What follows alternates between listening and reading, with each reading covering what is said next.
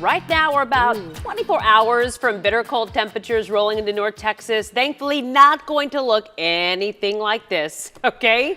This is in Whatcom County, Washington. Some places got up to 15 inches of snow. Oh my. And here at home, we are bracing for dangerously cold temperatures. Warming shelters plan to open to help people stay warm and safe. The Salvation Army is one organization that's closely monitoring those temperatures, preparing to open several locations here in North Texas. Good morning. Thanks for being with us. I'm Kara Sewell. And thanks for joining us. I'm Cleo Green. And for Mark, the countdown is on for that Arctic blast that's heading our way here. So let's get right over to meteorologist Greg Fields. Greg, is, I guess, today the day to prepare? Yeah, this is going to be the last day. If you haven't done it already, you better get it done as we head into this afternoon. We're going to see temperatures after a chilly morning warming up a little bit today. But yes, that Arctic air is on the way. So here's what to expect as we go through the day today. It is going to be chilly out there, mostly cloudy skies for you as we go through the day, but really not going to feel too bad, similar to what we saw yesterday.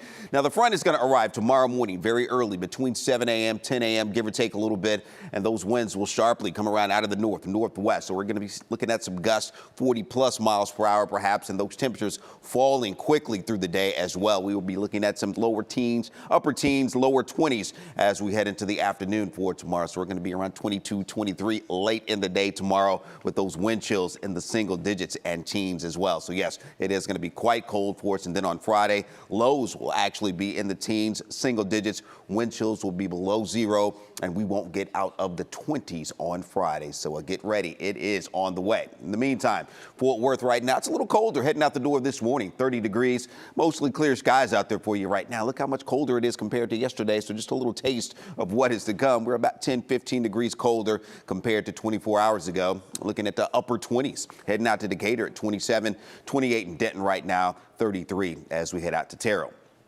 So here is that day planner for you. It is going to be a mostly to partly cloudy day out there. We'll have those light south winds as we head into this afternoon, and those temperatures warming up to around 52 degrees. So not feeling too bad out there compared to what we're going to be heading into tomorrow. So we'll talk more about that for you coming up. But we do have Ariel Placencia in the studio. You're talking about how this cold air is going to be impacting travel around the nation. Absolutely, Greg. You look, tomorrow is expected to be one of the busiest days of air travel, and already Southwest and American Airlines issuing some travel waivers for some flights to some airports. So double, triple check to see if that applies to you. Now, of course, we're going to be keeping an eye on delays and cancellations over the next few days. We'll take a look at our FlightAware misery map here, and we'll check in on our airports here in Dallas. So far, FlightAware only reporting one canceled, so that's good news. But again, always a good idea to check the status of your flight before you head to the airport. Now, if your flight does get canceled or delayed or some sort of issue, experts say the key, pretty obvious here, act fast. You're going to want to rebook on your app if possible. If you're already at the airport, head to that desk,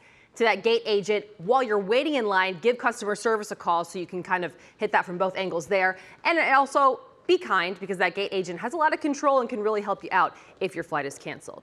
Of course, anytime we talk about cold weather, hard not to forget about that February 2021 winter storm, right? So we went and talked to an energy analyst, wanted to get her thoughts on how she thinks the grid's going to handle what's coming our way.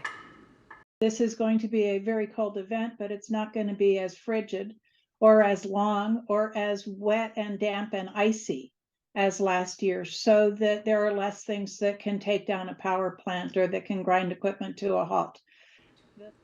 Of course, as Greg mentioned, though, today is the day to start planning, right? Start thinking about dripping those faucets. Make sure you know where that emergency shutoff valve is in case water starts leaking. I think the tricky thing here is a lot of people heading out of town, so now is the time to sort of make plans on how you're going to prepare your home. It might include calling a neighbor as you head out the door to go to the airport.